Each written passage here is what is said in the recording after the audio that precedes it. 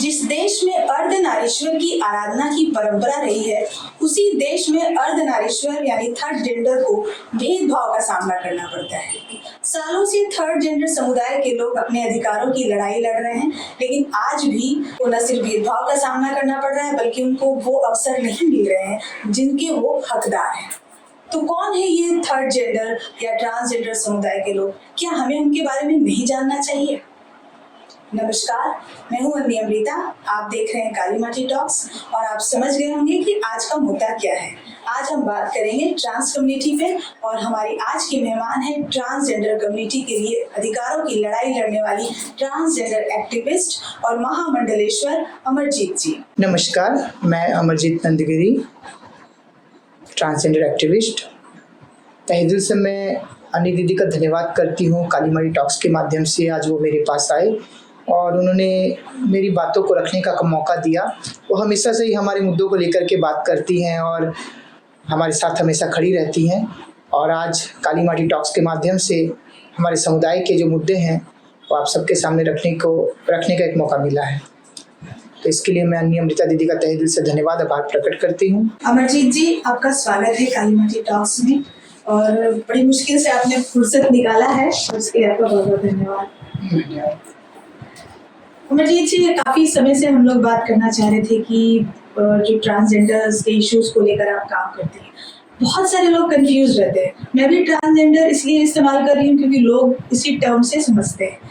हम चाहेंगे कि काली माटी टॉक्स के माध्यम से हम लोगों को एडुकेट करें कि सबसे पहले वो ये जाने कि ट्रांसजेंडर या LGBTQ+ क्या है, थर्ड जेंडर इसको हम अगर कहें, कि अभी तक हिंदी में एक शब्द खास नहीं बन पाया जिसको हम मीडिया में भी इस्तेमाल करें या और लोग भी इस्तेमाल करें। तो ये थर्ड जेंडर क्या है, लोगों को कैसे बताएंगे आप? सबसे पहले मैं आपका धन्यवाद करती हूँ और आपके चैनल के माध्यम से सभी को नमस्कार। देखिए, पहली बात तो जो हिंदी शब्द आपने कहा, तो ये जो हमारा जो कल्चर है या हम जो ट्रांसजेंडर है, ये आज के नहीं, ये देवताओं के समय से। बिल्कुल बिल्कुल। क्योंकि आप जब भी बात करते हैं महाभारत काल की या रामायण की, तो उनमें भी हमारा जिक्र है। रामायण में भी जब प्रभु श्री राम वनवास के लिए जा रहे थे तो सरजू नदी के किनारे तक महिला भी गए, पुरुष भी गए और किन्नर भी गए। तो प्रभु श्री राम ने महिलाओं को जाने के लिए कह दिया, पुरुषों को भी जाने के लिए कह दिया, परंतु किन्नरों को उन्होंने नहीं कहा। किन्नर वहां पे वो विश्राम किए। जब प्रभु श्री राम 14 साल बाद वापस लौटे तो उन्होंने देखा कि किन्नर अभी तक वहां पे कुटिया बना के रह रहे हैं। तो 14 साल तक किन्नरों ने भी प्रभु श्री राम के साथ वनवास किया। प्रभु श्री राम ने उनको आशीर्वाद दिया कि कलयुग में तुम्हारा राज्य होगा। और हमारे जो पूर्वज थे उन्होंने प्रभु श्री राम जब जन्म लेते तब उनके जन्म के समय बधाइयां ली थी। श्री कृष्ण का जन्म हुआ था उस समय उन्होंने बधाइयां ली थी। तो ये जो है ये पहले से चलता आ रहा है। लेकिन क्या था ना कि हमारे लोग पहले धर्म से जुड़े हुए थे। हमारे लोग मंदिरों में पाए जाते थे क्योंकि हमारा जो वर्णन होता है ना वो ग्रंथों में पाया जाता है, वेदों में पाया जाता है, देव दानव गंधर्व किन्नर यक्ष। तो फिर क्या मुगल शासन आया, तो मुगल शासन ने हमें मंदिरों से उठा करके हरम में रखना शुरू कर दिया क्योंकि वो मतलब किन्नर हमारे समुदाय से ना लोग सकते नहीं थे, तो वो अत्याचार करते थे। तो उन्होंने देखा कि ये बहुत एक्टिव है, ट्रांसजेंडर जिसको आप बोल सकते हैं, बहुत एक्टिव है, तो उन्होंने हरम में रखना शुरू कर दिया। और जासूस का काम जो है ना हमारा समुदाय बहुत अच्छा करता था, खबरों को पहुंचाना इधर से उधर, तो ये काम वो करते थे। तो जब मुगल शासन ने भी कई साल तक राज्य किया तो कई लोग कन्वर्ट भी हुए। उसके बाद अंग्रेज आए हमारे देश में, तो अंग्रेजों ने देखा कि हम तो सबसे सक रहे हैं बट इस समुदाय से नहीं सक पा रहे। तो उन्होंने क्या किया कि 377 एक्ट लगा दिया कि कोई भी किन्नर अगर क्रॉस ड्रेस करते हैं, नाचते गाते हैं, तो उनको क्रिमिनल घोषित किया जाएगा, काले पानी की सजा देकर गोली से मार दिया जाएगा। तो हमारे लोग डर डर के रहने लग गए, जंगलों में छिपने लग गए। तो उस समय से जो हमारे लोग जंगलों में रहने लग गए, तब से हमारे लोग क्या है ना कि समाज से दूर हो गए, हाशिए पे चले। हाँ, समाज से भी दूर हो गए। हाशिए की बात तो बाद में आई, समाज से दूर हो गए। फिर अंग्रेजों का शासन खत्म हुआ, उसके बाद हमारे टीवी चैनल आने लगे, उसमें हमें हास्य के पात्र में इस्तेमाल किया गया। कभी हमारी अच्छी छवि नहीं दिखाई। मजाक के तौर हाँ, मजाक के हमेशा किन्नर को, या कहीं हंसी मजाक का काम होगा तो किन्नर बना दिया, कोई हीरो है वो लड़कियों के कपड़े पहन लेगा, वो ऐसी एक्टिंग करेगा, तो हमारे वजूद को पूरी तरह से समाप्त कर दिया गया। फिर कुछ लोग आगे आए, उन्होंने देखा कि नहीं, हम भी हैं। और जब हम कहीं फॉर्म भरने जाते थे, मैं तो उससे बहुत छोटी थी, हमारे जो हमसे जो बड़े सीनियर एक्टिविस्ट हैं वो बताते कि जब हम कोई फॉर्म भरने जाते तो उसमें मेल या फीमेल का ऑप्शन होता था। अब मैं तो ट्रांसजेंडर हूँ, तो मेरे तो अलग से होना चाहिए ना, क्योंकि आप संस्कृत भाषा में देखेंगे तो उभय लिंग का वर्णन आता है। हाँ, बिल्कुल, तीसरा लिंग। हाँ, उभय लिंग का वर्णन आता है। लेकिन वही चीज अगर रियल लाइफ में आप देखेंगे तो नहीं था। फिर हमें लोगों ने बहुत फाइट की, हमारे आचार्य महामंडलेश्वर लक्ष्मीनारायण त्रिपाठी जी, हमारी गौरी माँ, हमारी रंजीता जी और हमारी रेशमा जी, इन्होंने बड़े बड़े एक्टिविस्ट ने बहुत लड़ाइयाँ की। तब जाके नालसा जजमेंट ने हमें तृतीय लिंग का अधिकार दिया और तब से हम थर्ड जेंडर कहलाने लगे। 2014। तो इसमें जो किन्नर भी एक कम्युनिटी आती है, हिजड़ा अलग है, एलजीबीटी हिजड़ा कहा जाता है, प्रथा है। हिजड़ा जो है ना वो एक प्रथा है। जैसे गुरु चेला परंपरा इसमें आती है, और प्रथाएं जो है ये देवताओं के समय से तो उससे पहले से चलती आ रही, जिसमें गुरु चेला परंपरा से हम आगे बढ़ते हैं और अपनी कल्चर को लेकर के चलते हैं। बधाइयां हम करते, किसी के शादी होने से जाते, किसी के बच्चे होने से हम जाते। और ये जो हिजड़ा परंपरा है, ये किसी के मरे हुए व्यक्ति के यहाँ पे कभी नहीं जाते हैं, भले वो उसका घर का व्यक्ति क्यों ना हो, ये नहीं जाएंगे, क्योंकि हम खुशियों में ही जाते हैं। तो वो एक प्रथा है, वो प्रथा एक अलग चीज है और किन्नर अलग चीज, दोनों अलग चीजें। लोगों को कैसे एजुकेट करेंगे? जैसे अब कहा जा रहा है LGBTQ+ है ना, QR ऐसे कहते हैं, तो उसमें इंटरसेक्स अलग है, L से लेस्बियन है, B से बाइसेक्सुअल है, अलग अलग कई प्रकार है। लोग एक कॉमन वर्ड से समझते हैं ट्रांसजेंडर। तो क्या कुछ लोग जन्म से ऐसे होते हैं, या कुछ लोगों को बाद में ये महसूस होता है कि इनको सोल लेवल पे, आत्मा के धरातल पर, कि नहीं वो लड़की जन्म ले चुके हैं बट उनके मन में वो लड़के जैसी भावना है? 3 बातें एक होती है सेक्स, जेंडर, सेक्सुअलिटी। तो सेक्स वो होता है जो लोग डिसाइड करते हैं, जेंडर वो होता है जो हम डिसाइड करते हैं, सेक्सुअलिटी वो होती है जो पैदा होती है कि मुझे उस व्यक्ति से अट्रैक्शन हो रहा है तो उस व्यक्ति के साथ मेरा है। जैसे आप LGB की बात करेंगे तो सेक्सुअलिटी है, और अगर आप ट्रांसजेंडर की बात करेंगे तो वो जेंडर है, क्योंकि मैंने स्वीकार किया है कि मेरा जेंडर ये है। और सेक्स वो होता है कि जैसे बच्चा जन्म लेता है तो जन्म लेते साथ ही डॉक्टर डिसाइड करते हैं, या दाई माई डिसाइड करते हैं, या घर के लोग डिसाइड करते हैं कि लड़का है, लड़की है, या इंटरसेक्स है। अब क्या होता है, कई ऐसे बच्चे हैं जो माँ के गर्भ से पैदा लेते हैं, जिनको आप इंटरसेक्स बोल सकते हैं, जिनका लिंग विकसित नहीं होता है पूरी तरह से। लेकिन क्या होता है कि लिंग विकसित नहीं हुआ, लेकिन लोगों ने, डॉक्टर ने डिसाइड कर दिया कि ये बच्चा ट्रांसजेंडर है, बल्कि ऐसा नहीं हो सकता।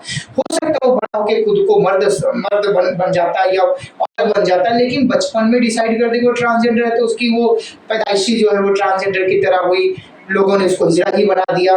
तो ये बहुत अलग चीजें हैं, इसको समझना बहुत मुश्किल है। और ट्रांसजेंडर है जो है वो इंटरसेक्स भी हो सकते हैं, और जो खुद को डिसाइड करे, जो मेरा जो जेंडर है, अगर मैं डिसाइड कर रही हूँ तो मैं भी ट्रांसजेंडर हूँ। जैसे आपका अगर आप बताना चाहें अपनी जर्नी, तो आपको कब महसूस हुआ कि नहीं, मैं जैसा मुझे समाज समझ रहा है या मेरा जन्म जिस रूप में हुआ है मैं उसमें कंफर्टेबल नहीं हूँ? क्या ये हर एक ट्रांसजेंडर के साथ ये चीजें होती हैं। जब बच्चा जन्म लेता है तो उसे पता नहीं चलता, बताता कौन है? सोसाइटी। और मैं जब छोटी थी तो मुझे नहीं पता था कि मैं अलग हूँ। मैं नर्सरी से लेकर 6 क्लास तक एक ही स्कूल में पढ़ती थी, तो मेरे साथ जो छोटे बच्चे थे मेरे साथ वो बड़े हुए, तो उनको भी नहीं पता चलता था। हाँ, मुझे लड़कियों के साथ खेलना बहुत अच्छा लगता था, कित-कित में बहुत ज्यादा खेलती थी, गुड्डी-गुड़ियों से खेलना बहुत अच्छा लगता था। मगर आप मेल के रूप में थे समाज। हाँ, क्योंकि माँ बाप ने वैसे ही मुझे पाला था। फिर जब मैं हाई स्कूल गई, हाई स्कूल जाने के बाद मुझे फर्स्ट टाइम रियलाइज हुआ कि मैं अलग हूँ, क्योंकि वहाँ के जो शब्द थे, पहला शब्द हिजड़ा, लोगों ने मुझे उस नाम से बुलाना शुरू किया, किसी ने छक्का बोलना शुरू किया, किसी ने पीड़ा बोलना शुरू किया, विभिन्न तरह के नाम लोगों ने देना शुरू कर दिया। और बहुत प्रॉब्लम होती थी, क्योंकि हाई स्कूल में हाई लेवल के बच्चे थे, मतलब कोई 10th में था, कोई 9th में था, और बहुत वो हरास करते थे मेरे को, मतलब सेक्सुअल हरासमेंट भी हो जाता था वहाँ पे। कई बार ऐसा लगता था कि सुसाइड कर लो, क्योंकि जिंदगी में कुछ नहीं बचा, मर जाना ही अच्छा है। और मुझे अपनी पढ़ाई वहाँ पे छोड़नी पड़ी। 6th तक ही मैंने अपनी स्कूलिंग की, क्योंकि आगे मेरी उम्र कितनी होगी उस समय से 10 से 11 साल।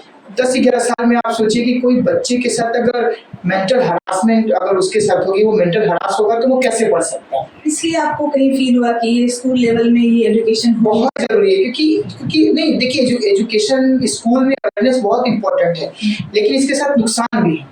अगर स्कूल में पता चल जाता है कि वो बच्चा ट्रांसजेंडर पर्सन है तो उसके साथ उस तरह का शोषण होना शुरू हो जाएगा, क्योंकि स्कूल में महिलाएं भी पढ़ रही हैं, पुरुष भी पढ़ रहे हैं। अब 200 मान लीजिए संख्या, अगर आज के टाइम में तो मेल स्कूल मतलब बॉयज के स्कूल अलग हो गए, फीमेल गर्ल्स स्कूल अलग हो गए हैं। अब उसमें एक कोई ऐसा व्यक्ति अगर ट्रांसजेंडर पाया जाएगा तो जीना उसके लिए मुश्किल हो जाएगा। तो इसलिए हम अवेयर करते हैं, लेकिन कभी ये नहीं चाहते कि ऐसे बच्चे खुल के आ गया अपनी पढ़ाई को पूरा करें, क्योंकि उस बच्चे के लिए पढ़ना बहुत मुश्किल होगा, क्योंकि रैगिंग जो है ना बहुत ज्यादा।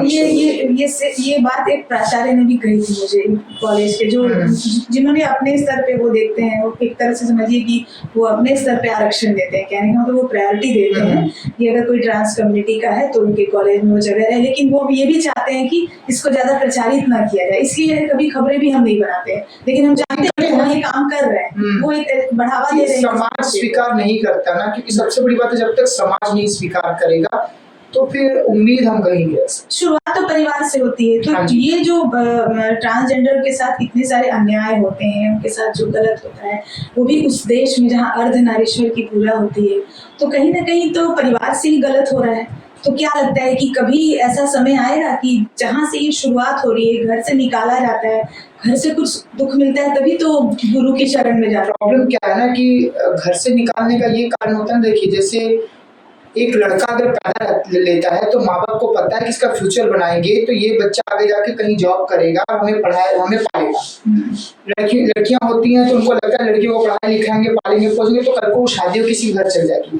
जब हमारी बात आती है तो उनको माँ बाप को ये पता है कि बड़ा होके नाचेगा, क्योंकि कहीं उम्मीद नहीं हमारे लिए। आज जाकर के टाटा स्टील ने हमें सर्विस दी और गवर्नमेंट भी कई जगह स्कीम निकाल रही है, लेकिन पहले ये चीजें नहीं थी, इसलिए परिवार एक्सेप्ट नहीं करता था, क्योंकि उसको पता था कि अगर ये बच्चा बड़ा होगा, ये बड़ा होकर या तो ट्रैफिक जाएगा या तो ट्रेन जाएगा या तो पढ़ाई करेगा। और बच्चे को भी पता था कि घर में मेरी कोई रिस्पेक्ट नहीं है, क्योंकि लोग ताने ही देंगे, सोसाइटी ताने देगी, तो इसलिए मेरे लिए वो जगह ही अच्छी है जहाँ पे मेरे समाज के लोग हैं। तो ये चीजें होती थी, अब ये चीजें नहीं हो रही हैं। पहले आप सुनते भी होंगे कि ऐसी भ्रांतियां फैलाई गई थी कि कोई अगर किन्नरों को पता चल जाता था कि ऐसा बच्चा है तो वो उठा के ले जाता था। ये पहले होता था, कि पहले हमारी संख्या बहुत कम थी। थोड़ी देर पहले मैंने आपको कहा कि अंग्रेज ने 377 लगाया था, तो 377 2018 में जाके हटा 6 सितंबर को, तो वो भी हमने फाइट की। आप देखिए आजादी कब मिली, 1947 में, लेकिन हमें आजादी कब मिली, 2018। इसलिए आप कहते भी हमसे कि आजादी 2018 में मिली। तो आजादी जब 2018 में, तब से हमारी कम्युनिटी और खुल के आगे आने लगी, क्योंकि उससे पहले तक हम क्रिमिनल कहलाते थे और कहीं हम अपने लिए फाइट नहीं कर पाते थे, पार्टनर नहीं चुन पाते थे। आज के टाइम में क्या है कि हम आजाद हैं, खुद को आजाद फील करते हैं, पार्टनर भी चुन लेते हैं और परिवार भी एक्सेप्ट कर रहा है, ऐसी बात नहीं है। आपका उदाहरण सामने, आप अपने परिवार में अपनी माँ के साथ रहते हैं। मेरे कई ऐसे शिष्य जो अपने माता पिता के साथ रहते हैं। देखिए सबसे बड़ी बात है, हमें सबसे पहले सिचुएशन अपने परिवार से शुरू करना चाहिए, अपने परिवार को समझाना है। अगर परिवार नहीं समझ रहा तो खुद को भी कई बार हमें समझाना पड़ेगा। कई बार ऐसा होता है कि कई बच्चे हैं, हम अपने गुस्सा, जैसे घर में वो रह रहा है, वो पायल पहन रहा है, चूड़ी पहन रहा है, बिंदी लगा रहा है, माँ बाप मना करे तब भी वो कर रहा है। तो मुझे माँ बाप का भी ख्याल रखना है, माँ बाप के बारे में भी सोचना है। जब माँ बाप मेरे अवेयर हो जाएंगे, माँ बाप को लगेगा कि नहीं बच्चा तो ठीक है, मैं अपनी जिंदगी जी सकती हूँ। मेरे को दोनों तरफ की बात को मानना पड़ेगा। तो जैसे अमरजीत, अगर स्वास्थ्य पे ध्यान दिया जाए, शिक्षा पे ध्यान दिया जाए, रोजगार, तो आपको लगता है कि हम जो है एक समाज के तौर पर ट्रांस कम्युनिटी की प्रतिभाओं का बेहतर इस्तेमाल कर सकते हैं? मतलब जरूरी तो नहीं कि कोई ट्रांस